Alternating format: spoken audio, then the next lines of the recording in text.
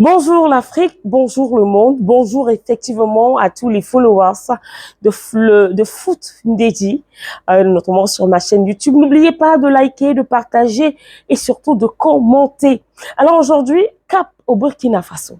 Vous me direz, si j'étais encore Togo, là, vous allez dire, oh, c'est quoi, tu es togolaise? Ou bien, mais c'est l'Afrique, hein, que ce soit le Burundi, le Burkina Faso, le Mali, le Niger, le Sénégal, le Cameroun, le Gabon, tout ça, c'est l'Afrique qui gagne.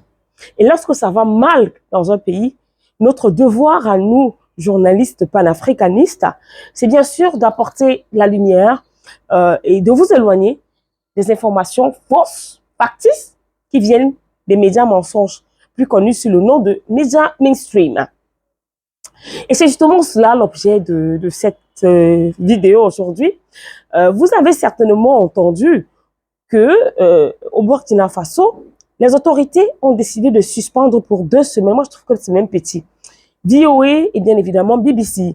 VOA, entendez par là Voice of America, la voix de l'Amérique en français. Et bien évidemment, BBC News, je tiens à préciser. BBC News. Pourquoi? Pour les mêmes causes que leurs prédécesseurs, c'est-à-dire RFI, France 24, France Monde. Ils ont été suspendus pour divulgation de fausses informations, de fausses accusations à l'endroit du gouvernement. Et aujourd'hui, BBC et VOA remettent ça sur la table à manger.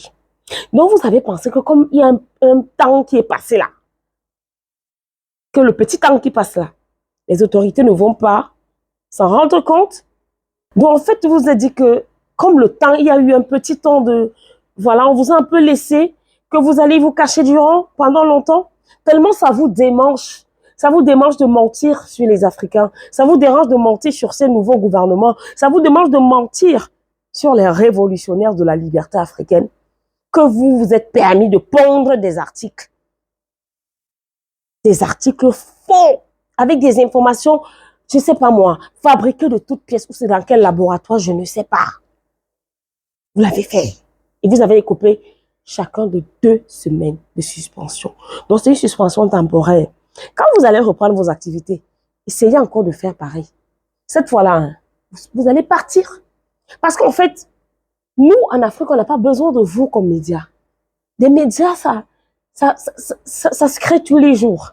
Et surtout le courant panafricanisme. Surtout ce courant-là. Il y a de plus en plus de chaînes panafricaines. Donc, on peut faire ça en vous, avec nos informations. Parce qu'à un moment donné, il faut arrêter de manipuler l'opinion avec vos intox, vos commentés, vos témoins sous anonymat que vous fabriquez dans vos laboratoires, dans vos rédactions. Et bien évidemment, et vous avez toujours la bénédiction de Human Rights Watch aussi qui écope d'une sanction. Parce que cet organisme-là a très souvent été de votre côté. Ne soutient pas effectivement la véritable cause, invente des histoires. Et à l'époque, comme nous étions bébêtes, nous, ça je l'assume, on prenait ça pour argent comptant. Non, Human Rights, il y a un rapport. Mais il a fallu que les médias panafricanistes voient le jour pour comprendre que nous-mêmes, là, on peut sortir les rapports sur vous. Mais nos rapports sont vrais. Parce que nous savons que vous avez des gouvernements d'homosexuels. Et on est à même de nous dire combien de jeunes vous avez enrôlés dans cette merde-là. On le sait. C'est différent de vous. Vous inventez des histoires juste parce qu'il faut donner la voix à vos dirigeants pour venir nous piller, nous violer et nous assassiner. Sachez donc que les choses ne seront plus comme c'était avant. Parce que l'éveil panafricaniste est là. Nous, les Africains, nous sommes, comment je vais dire, armés. Garde-temps, c'est du béton désormais.